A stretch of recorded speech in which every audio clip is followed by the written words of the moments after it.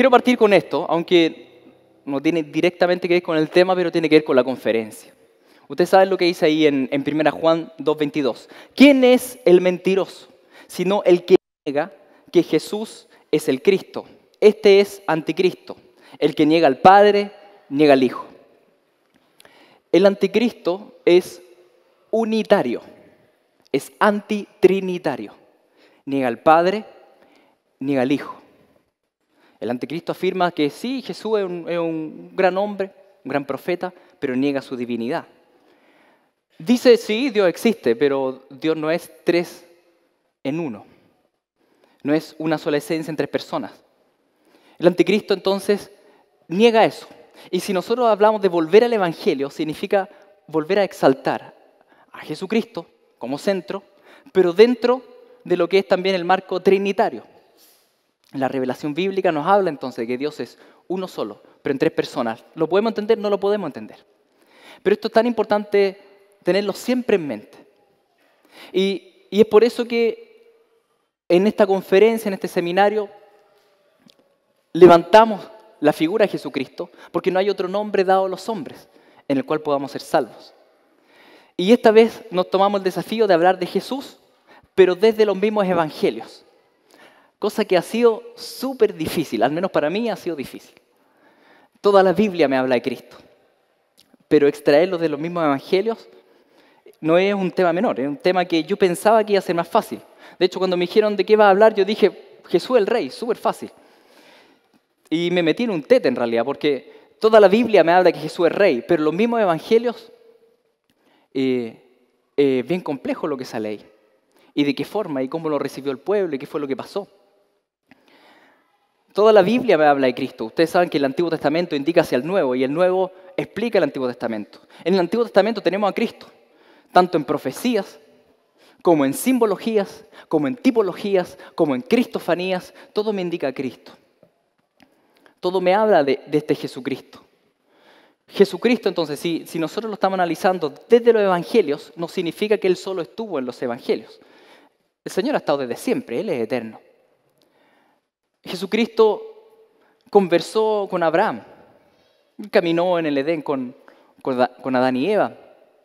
Jesucristo se apareció no solo a Abraham, sino que también a Isaac, a Jacob. Se pegó ahí un round con Jacob que cuando lo vea alguna vez le voy a preguntar por qué lo hizo. Y vemos que está ahí, en todo el proceso. Vemos que Él mismo sacó a Israel de Egipto, como dice en 1 Corintios. Y vemos también cómo Él introduce al pueblo de Israel a Canaán. Lo vemos apareciéndose y conversando con Josué antes de la conquista de Jericó. Vemos cómo incluso Él se aparece más adelante también a David, un personaje que fue importante, un rey, el segundo rey de Israel, al cual Dios le hizo una gran promesa. Dios hizo un pacto con David y le dijo, ¿sabes qué? De tu descendencia yo voy a levantar a un rey. Y este rey va a reinar eternamente, por siempre.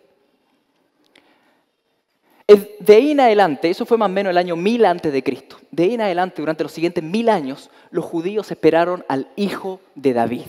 Y cuando ellos hablaban de hijo de David, estaban hablando del Mesías. La palabra hebrea, para nuestra palabra que nosotros ocupamos, la palabra griega, Cristo, que en castellano en realidad es el ungido. Y ellos esperaban al Mesías y sabían que este Mesías iba a ser hijo de David. Iba a ser importante. Lo esperaron mucho tiempo. Hasta que llegó. Y cuando llegó, se sintieron desilusionados. No era lo que esperaban. La Escritura habla de esto. Cuando Jesús nació en Belén, de Judea, en días del rey Herodes, vinieron del oriente a Jerusalén unos magos diciendo, ¿dónde está el rey de los judíos que ha nacido? Porque su estrella hemos visto en el oriente y venimos a adorarle. Oyendo esto, el rey Herodes se turbó y toda Jerusalén con él. El nacimiento del gran rey fue anunciado, fue no solo anunciado en el Antiguo Testamento, incluso fue precedido por un evento estelar que no logramos entender bien. Una estrella que de alguna forma se movía, un misterio, pero pasó. Y cuando llegaron estos estos magos del Oriente, que no dice que hayan sido reyes, simplemente unos magos del Oriente que llegan, el pueblo se conmovió y decían, ¿cómo puede ser? ¿Cómo que nació un Mesías? ¿Cómo que nació el rey? ¿Y a dónde debería nacer un rey? Jesucristo no nace en cunas de oro, sino que en cuna de paja. No nace entre fragancias de rosas, sino que entre fragancias de estiércol. No sé si ustedes han entrado a un establo, pero no es lo más agradable para tener guagua. Y ahí nació. Y es un gran misterio. Él no nació entre los altos dignatarios o en la familia de Herodes, no nació entre gente famosa. Él nació de una pareja joven, conflictuada, una pareja pobre, una pareja que venía malhumorada, venía viajando, no encontraron a dónde estar.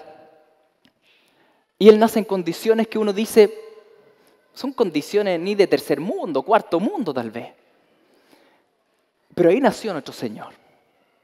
Y nos debe hacer reflexionar sobre nuestra postura también, sobre lo que significa la comodidad, lo que significa el tener cosas materiales, lo que significa los derechos que muchas veces pensamos que tenemos o que debiéramos tener. Jesucristo, entonces, el Rey de Reyes, nace en condiciones que fue difícil de entender para su época. Herodes no lo conocía, lo quiso conocer en realidad para asesinarle. Y Jesús tuvo que salir arrancando. Con su familia, los padres se lo llevaron a Egipto y crece en un país pagano, un par de años. Después vuelve. Y en vez de crecer en la capital, como debiera crecer un rey, crece en la región del norte. Los nortiños o los campesinos, un pueblo más bien chico, que ustedes saben como muchas veces los de las grandes capitales tal vez desprecian a los que viven en regiones. Y ahí estaba, ahí creció. Él no creció a los pies de grandes rabinos, grandes maestros. Él creció a los pies de un carpintero. Su papá, José.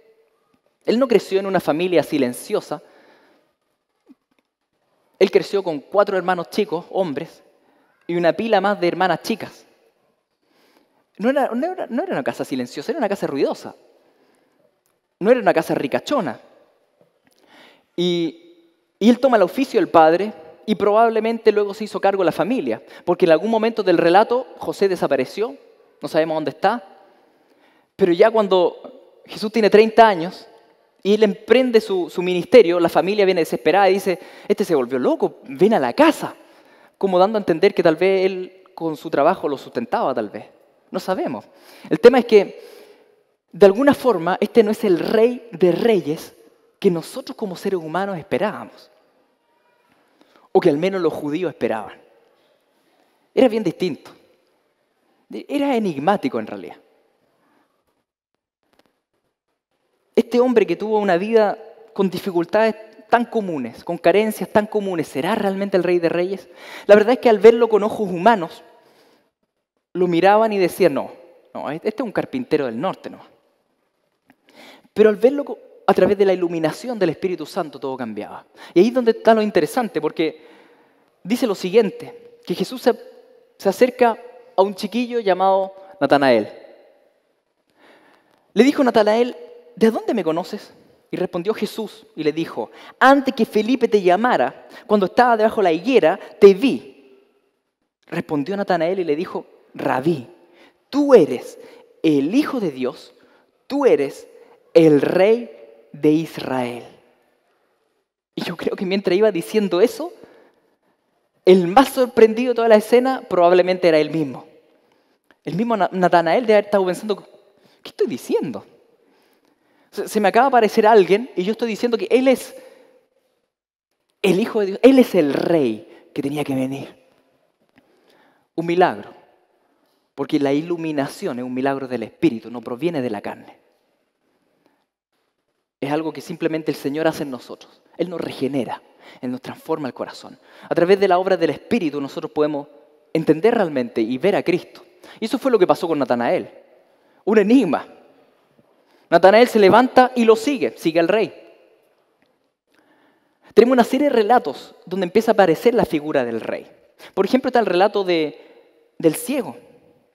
Aconteció que al acercarse a Jericó, un ciego estaba sentado junto al camino mendigando. Y tenemos como personaje ahora un Un ciego, un mendigo. Alguien que nosotros normalmente no le prestamos atención. O que tal vez sigamos pasando, nos da mala conciencia, ya bueno, pero no parece ser personaje central ni nada. Pero ahí está, el ciego. Y dice lo siguiente: y cuando yo, que pasaba un gentío, preguntaba qué sería aquello. Y le informaron: está pasando Jesús de Nazaret. Entonces gritó diciendo: Jesús, hijo de David, ten misericordia de mí. Y los que iban delante lo reprendían para que callara. Pero él gritaba mucho más: hijo de David, ten misericordia de mí. Ustedes se acordarán de la historia. Gritó tanto que el rey lo escuchó. Y el rey lo hace venir. Y el rey lo sana. El hijo de David. Es tan interesante porque tenemos un ciego que ve. Y todos los demás que estaban viendo miran a Cristo y dicen: ¿cómo este Jesús va a ser rey? Si no tiene carruaje, si no tiene ni palacio, tiene un reino. ¿A dónde está su reino? Para ser rey necesita un reino. No tiene nada. ¿Cómo va a ser rey? Un día Jesús hizo el gran milagro de alimentar a una multitud, más de 5.000 personas, con 5 pancitos. 5 pancitos. Hizo el medio milagro.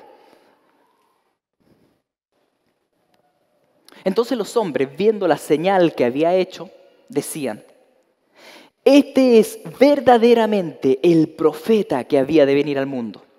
Pero Jesús, percibiendo que estaban dispuestos a tomarlo y llevárselo por la fuerza para hacerlo rey, volvió a retirarse al monte él solo. Y tenemos esta escena donde él alimenta con 5 panes a miles. Y la gente inmediatamente, ahora sí lo quiere hacer rey. ¿Pero por qué lo quieren hacer rey? ¿Por qué quieren hacer rey a Jesús? ¿Porque lo aman? ¿Porque lo conocen? ¿Porque entienden que Él es el rey que estaba anunciado? En realidad no. Lo quieren hacer rey porque Él da pan. Porque Él podía satisfacer su carne. Él podía alimentarlos. Utilitarismo se llama eso. Él les convenía. Era un candidato que les daba comida. Guatita llena, corazón contento. Pongámoslo como rey. Pero Jesús no estaba ni ahí con esas cosas. Porque Él no venía a saciar estómagos. Él venía a saciar almas. Es distinto. Él no venía ni siquiera a conquistar Roma. Él venía a conquistar algo mucho más profundo. Algo mucho más mortífero. Él venía a destruir algo mucho más peligroso, que era el pecado humano. Él vino a pisar la cabeza de la serpiente. Él venía con otra misión. Algo más profundo, algo más trascendente. El Rey de Reyes vino. Y Él no vino como normalmente viene un rey en esta época. En esta época donde vemos las grandes potencias mundiales luciéndose con sus armas nucleares, que no sé qué, que Estados Unidos, Rusia se mete en Norcorea. Y Jesucristo es súper distinto. Él llegó como Rey de Reyes y Él no llegó con armas nucleares. Ni siquiera llegó con ejército. Él llegó solo. No tenía ni puesto armadura. Su única arma era la gracia y la verdad, dice la Biblia. Él vino lleno de gracia, lleno de verdad. No vino como Rambo, lleno de municiones. Lleno de gracia, lleno de verdad. Y Él empieza a caminar y a hacer toda esta serie de cosas que llamaban tanto la atención. No vino a sentarse con la élite del mundo. Si yo fuera Rey de Reyes, no sé, iría a hablar a la ONU, me imagino yo. Juntaría aquí a los poderosos, al Club Bilderberg, o qué sé yo, quién está por ahí. Jesucristo no estaba ni ahí con eso. Jesús vino a sentarse con un tipo despreciado que era realmente odioso, llamado Zaqueo. Jefe de los odiosos. Porque era jefe de los saqueadores, ¿no es cierto? De los que retiraban la plata del pueblo. Hacía cosas que un rey no debiera hacer. La semana antes de su gran batalla y gran conquista, ¿no es cierto?, en la cruz. Esa semana Jesús entró. ¿Y entró a dónde? A Jerusalén, bajando por el Monte de los Olivos, lo que también ya es muy simbólico. Y grandes multitudes que habían venido a la fiesta, al oír que Jesús venía a Jerusalén, tomaron ramas de palmera y salieron a recibirle y clamaban: Hosana, bendito al que viene en el nombre del Señor, el Rey de Israel. Piensen esto, Jesús es un sencillo carpintero del norte. Un chiquillo que creció en Galilea. Y él entra en burro, pero hay tanta presencia manifiesta de Dios, hay tanto poder, que dice que la ciudad entera se conmovió, dice Mateo 21. Y es más, Lucas 19 dice que si la gente no hubiese gritado, las piedras hubiesen clamado. Las piedras. Imagínense las piedras cantando. O sea, el poder de Dios manifiesto en el ungido era tremendo. Y ahí estaba. Y llega a Jerusalén. Y llega en medio de todo esto que estaba aconteciendo. Llega el rey. Sin embargo, 3 días después, lo tenemos amarrado frente a Pilato. 3, 4 días después, está frente a Pilato. Y otra multitud ahora grita otra cosa. O tal vez era la misma multitud. Porque ustedes saben, así somos los seres humanos. Cambiantes. Una vez acá, una vez allá. Pero así no es nuestro Señor. Él no es hombre como para que mienta. Él es inmutable. Y tenemos que, después de todo este gran acontecimiento, media semana después, levantándose entonces toda la muchedumbre de ellos, llevaron a Jesús a Pilato y comenzaron a acusarle diciéndole: a este hemos hallado que pervierte a la nación, que prohíbe dar tributo a César, diciendo que él mismo es el Cristo, un rey. Tremendo lo que dicen. Tremendo, porque manifiesta no solo la mentira de todo esto, sino que también lo que está en su corazón. Ellos dicen: él nos prohíbe dar tributo. Nosotros sabemos que él no prohibía dar tributo a César. Él dice que es un rey. El Mesías, un rey. Bueno, el Mesías se suponía que iba a ser su rey, el rey de ellos. Y aquí surge un diálogo que en realidad es desconcertante entre Jesús y Pilato.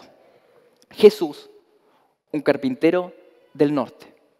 Pilato, el prefecto, el gobernador romano, el representante del César en toda esa región. Y hay un diálogo que llama mucho la atención.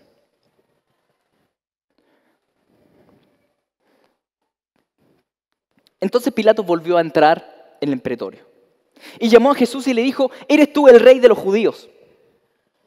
Y Jesús le respondió: ¿dices tú esto por ti mismo o te lo han dicho otros de mí? Qué rara parte esta conversación. A ver, tenemos un carpintero y tenemos un gobernador. No sé cómo hablaría un pescador con el intendente de la región. Y tampoco es comparable. Porque el representante del César, en ese caso Pilato, tenía poder sobre la vida de ese carpintero.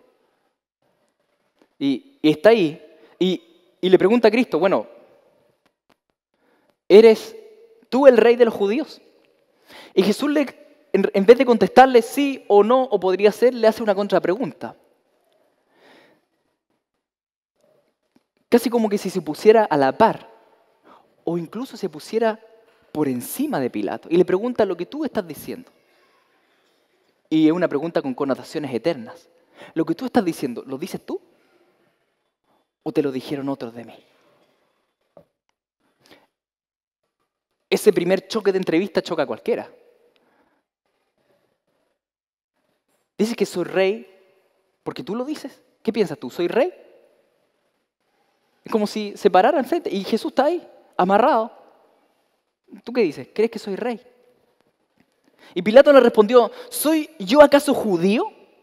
Tu nación y los principales sacerdotes te han entregado a mí. ¿Qué has hecho? Pilato está incómodo porque, miren, frente a esta pregunta, era bien sencillo contestar. Al menos a mi parecer, tal vez estoy equivocado, pero Jesús le pregunta de vuelta: bueno, ¿tú crees que yo soy rey o no?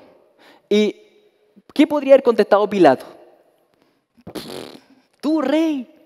No creo que eres rey. Y listo. Pero la respuesta de Pilato me deja, como decimos en chileno, más cachudo. ¿No es cierto? ¿Acaso soy judío? O sea, no dice que no, tampoco dice que sí.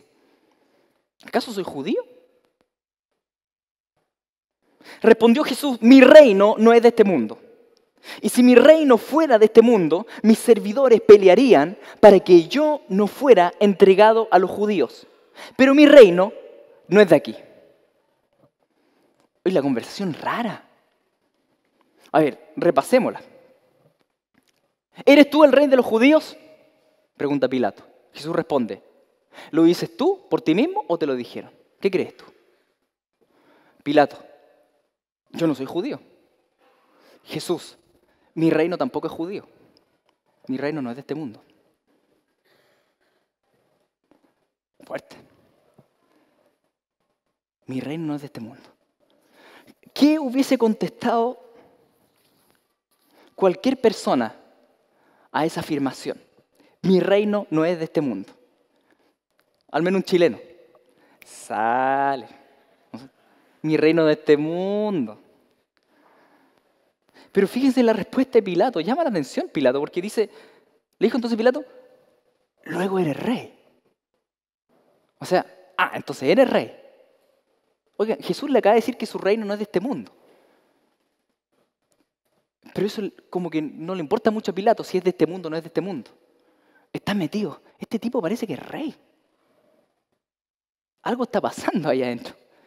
No sé qué está pasando, pero algo está pasando. Y Jesús le responde, y aquí ya lo desarma porque le dice, tú dices que yo soy rey. ¿Es una pregunta o una afirmación? Él mira a Pilato y le dice, tú dices que yo soy rey. A ver, ¿cómo es la conversa? ¿Eres rey de los judíos? ¿Tú crees que yo soy rey? Yo no soy judío. Mi reino tampoco es judío, no es de este mundo. Entonces eres rey. Pilato, tú dices que yo soy rey. Fuerte. No sé cómo habrán sido todos los demás interrogatorios de Pilato, pero Pilato en ese momento sale temblando de ahí. Dice la Biblia que él deja la conversación hasta ahí y va para afuera. Hasta ahí llegó. En realidad viene una frase más. Una frase que va a quedar ya más desestructurado. Esta es la frase final de esta sección de la conversación. Le dice, yo para esto he nacido, dice Cristo, y para esto he venido al mundo, para dar testimonio a la verdad. Todo aquel que es de la verdad oye mi voz. Y le dijo Pilato, ¿qué es la verdad? No supo qué más decir, ¿qué es la verdad? Y cuando hubo dicho esto, salió otra vez a los judíos y les dice, ¿qué? Yo no hallo en él ningún delito. Tremenda declaración. Oigan, fuerte. ¿Y qué tipo de interrogatorio es este, por favor? Si uno hace un interrogatorio para ver si alguien tiene un delito, me imagino que hay otro tipo de preguntas, pero no esta conversación. ¿Qué interrogatorio es este? Y al punto que Pilato logra salir afuera y decir, no, él es inocente. Está huyendo de la verdad porque la verdad está presionando a su corazón. El gobernador está siendo arrinconado por el carpintero y empieza a retroceder y sale corriendo y el federal llega afuera y dice, no, es inocente. Inocente. O sea, corriendo de la verdad, termina proclamando la verdad. El cordero sin mancha está dentro. Qué tremendo el Señor. Queda claro que Pilato huye, ¿no es cierto? La situación le era muy incómoda. La verdad era que la autoridad no estaba reposando sobre él, sobre Pilato. Estaba reposando sobre el carpintero. Ahí estaba la autoridad. Y era la autoridad que provenía de parte del Padre, de parte de Dios. Le dijo, acá está Pilato ahora afuera, y le dice, yo no hallo en él ningún delito. Pero vosotros tenéis la costumbre de que os suelte a uno en la Pascua. ¿Queréis pues que os suelte al rey de los judíos? Entonces todos dieron voces de nuevo diciendo, no a este, sino a Barrabás. Barrabás era ladrón. Pilato no solo declara que Cristo es inocente, sino que él dice, Él es su rey. O sea, lo creía. ¿Queréis, pues, que os suelte el rey de los judíos? No pone en duda, este tipo con el que yo conversé es rey. Claramente es rey. No es normal la conversación que tuvimos. Hay autoridad en él. Él es rey. Pero el pueblo rechaza al rey. Ahora, la pregunta en realidad es otra, ¿no es cierto? Y si Pilato acepta a ese rey como su rey, ese ya es otro cuento. Así que entonces tomó Pilato a Jesús y lo azotó.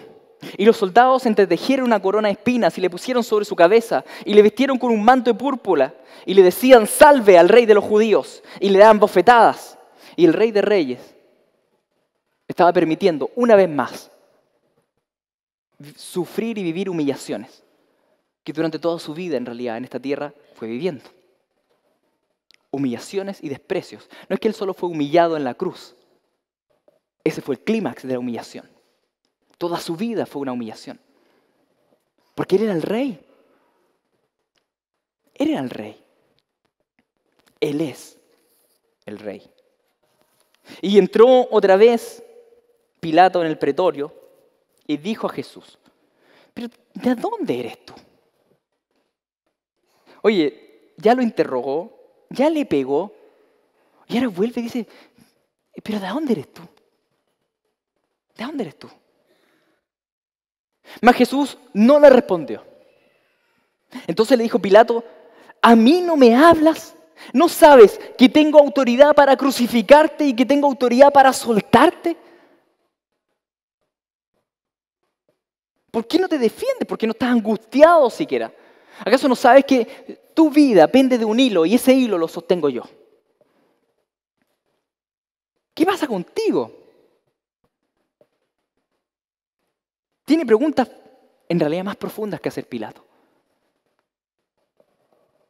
Pero Jesús le responde, ninguna autoridad tendrías contra mí si no te fuese dada de arriba. Por tanto, el que a ti me ha entregado, mayor pecado tiene. Ninguna autoridad tendrías sobre mí si no te hubiese sido dado por una autoridad suprema. Y eso ya desarma a Pilato. La Escritura dice que de ahí en adelante Pilato procura soltar a Jesús. Desde entonces procuraba Pilato soltarle. Pero los judíos daban voces diciendo, si a este sueltas, no eres amigo del César. Todo el que se hace rey, a César se opone. Y aquí la historia empieza a tomar ribetes tragicómicos. Tragicómicos. Tú tienes a un gobernador pagano, romano, diciendo, oye, pero este inocente y este rey. Y tú tienes a los judíos que esperaron por 1000 años al Mesías, que tienen toda la escritura y que lo miran y dicen, queremos al César. ¿Pero cómo? Entonces Pilato, oyendo esto, llevó fuera a Jesús y se sentó en el tribunal, en el lugar llamado en los sabios, y en hebreo Gábata. Era la preparación de la Pascua. Y como era la hora sexta, entonces dijo a los judíos, he aquí vuestro rey. Y es la tercera declaración del reinado de Cristo que hace Pilato públicamente. Y él dice, aquí está su rey. Pero ellos gritaron, fuera, fuera, crucifícale. Pilato les dijo, ¿a vuestro rey he de crucificar? Respondieron los principales sacerdotes, no tenemos más rey que César. ¡Wow! Ahí salió. Ahí salió. Ahí está la confesión pública de la rebeldía humana. No tenemos más rey que César.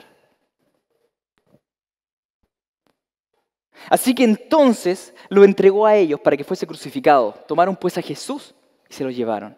Y es increíble porque el verbo a los suyos vino. Y los suyos no lo recibieron. No lo recibieron. Y él vino a los suyos.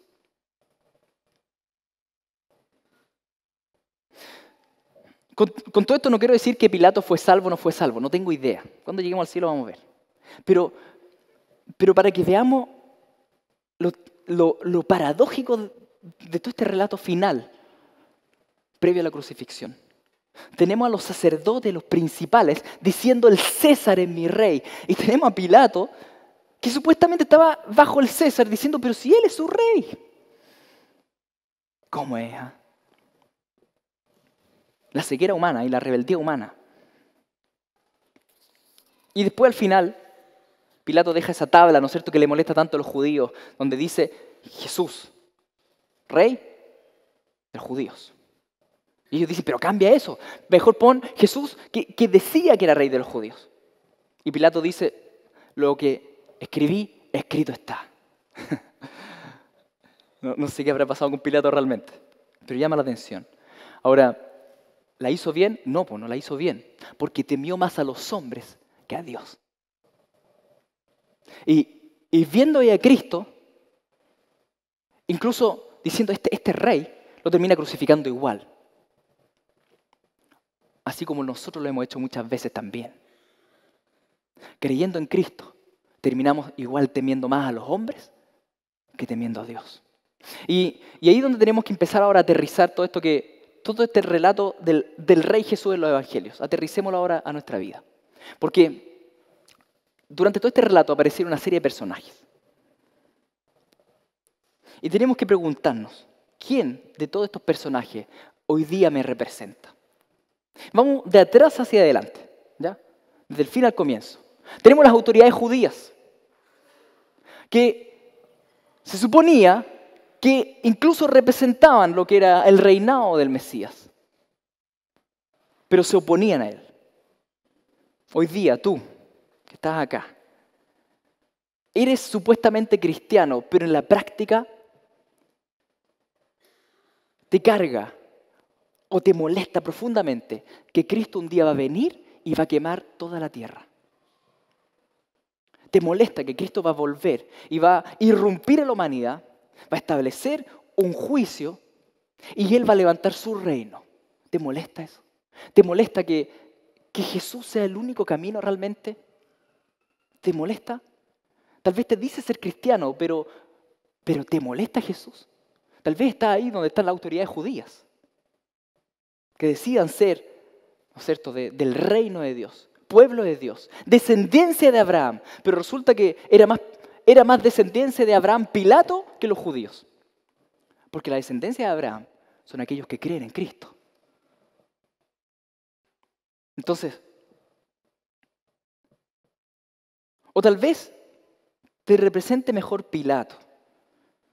Tal vez crees en Jesús, crees que Jesús es rey, crees que es inocente, pero al momento de enfrentar la ola del mundo, al momento de enfrentar la adversidad, al momento de enfrentar la ideología de género, al momento de ir enfrentando todo lo que el mundo te va enseñando hoy en día, tú retrocedes y estás dispuesto a dar un paso a un lado.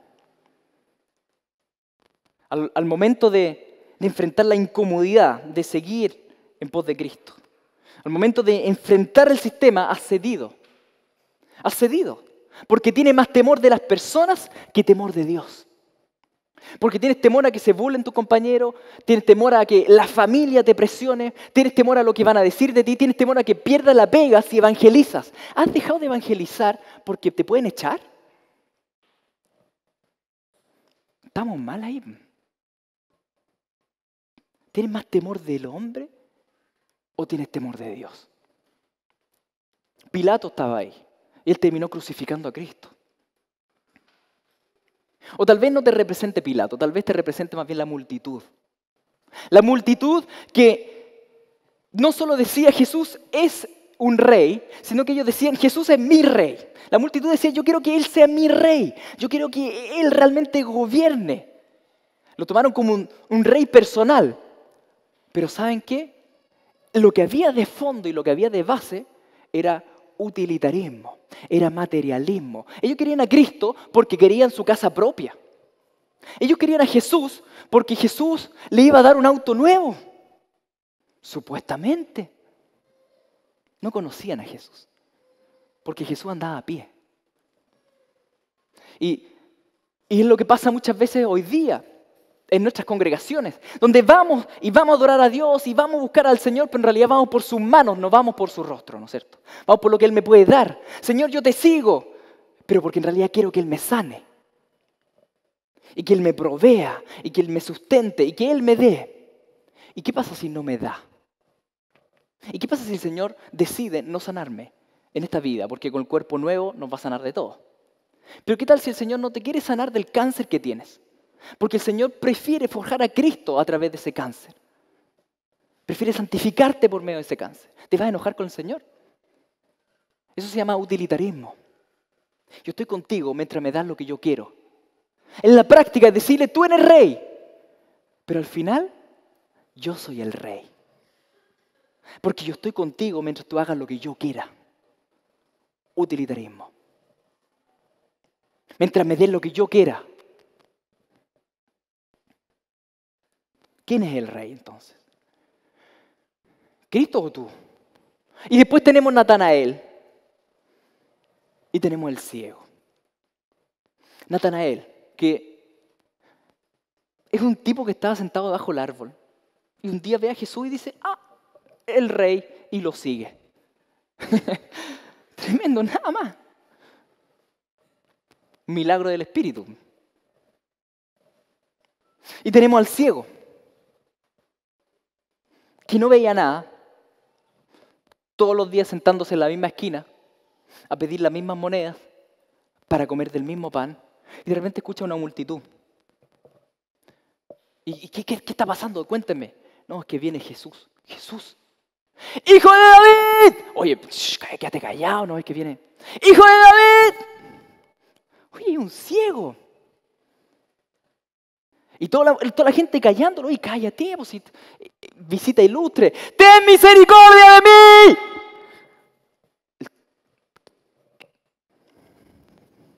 ¿Quién anduvo mejor? ¿El ciego o los sacerdotes? El que incomodó a todos los demás. Queridos, ¿crees que Jesús es rey? O más bien, ¿dices esto por ti mismo? ¿O porque desde chico te lo han enseñado en la escuela dominical? ¿O porque creciste en una familia que te dijo que Jesús es? ¿Lo dices por ti mismo? ¿Realmente? ¿Jesús es rey? ¿Tú realmente aceptas su señorío completo sobre tu vida en toda área? Y te sujetas a Él como rey. ¿O tú simplemente dices que Él es rey porque todos los demás lo dicen? Porque es lo correcto, porque nací en una familia cristiana. ¿Esto lo dices por ti mismo? ¿Hay algún área en tu vida que no has rendido a su señorío? Tal vez la sexualidad. ¿Gobierna Jesús esa área en ti? ¿O tal vez la relación de pareja? No, sí, Jesús es rey, pero estamos en yugo desigual. ¿Hay áreas donde no te has rendido realmente al señorío de Cristo? Tu área económica, tu área de plata, no entiendes que tu plata no es tu plata, es del Señor. Y si el Señor quiere que seas dadivoso con los pobres, dale a los pobres. ¿No has rendido tal vez tu área familiar? ¿Tu área del trabajo? Dice que Jesús es rey, pero ¿esto realmente lo dices por ti mismo o porque los demás te lo han dicho? ¿Jesús es tu rey o Jesús es rey de los judíos? Queridos, acudamos a Él, como lo hizo Natanael y como lo hizo el ciego. Si tú tienes la convicción que Él es el rey, síguelo, donde quiera que Él vaya. Y si tú tienes la convicción que Él es el rey, acude a sus pies porque recibirás misericordia. Oremos. Jesucristo, te damos tantas gracias. Porque tú siendo rey, tú viniste para estar con nosotros. Como escuchábamos en la mañana, ser nuestro amigo. Caminar en medio de nosotros. A pesar de lo gigante y lo trascendente que eres. Como también escuchábamos, tú eres el Verbo eterno. Tú eres Dios. Y ahí se conjuga todo, Señor. En que estamos ante ti y entendemos que por un lado tú eres Dios, pero también eres verdadero hombre. Eres un rey, el rey de reyes, pero tan cercano, tan personal para cada uno de nosotros. Señor, ayúdanos a rendirte todas nuestras áreas. No permitas que seamos como los sacerdotes, que decían ser, pero en la práctica estaban contra. No permitas que seamos como Pilato, que incluso creía que eres un rey, pero temió más a los hombres. No permitas que seamos utilitaristas como la multitud. Señor, permítenos ser como el ciego. Permítenos ser como Natanael. Simplemente seguirte. Simplemente estar contigo. Simplemente depender de ti 100%. Entendiendo que nada podemos hacer si no fuera por ti. Necesitamos de ti todos los días. Nos rendimos ante ti. Amén.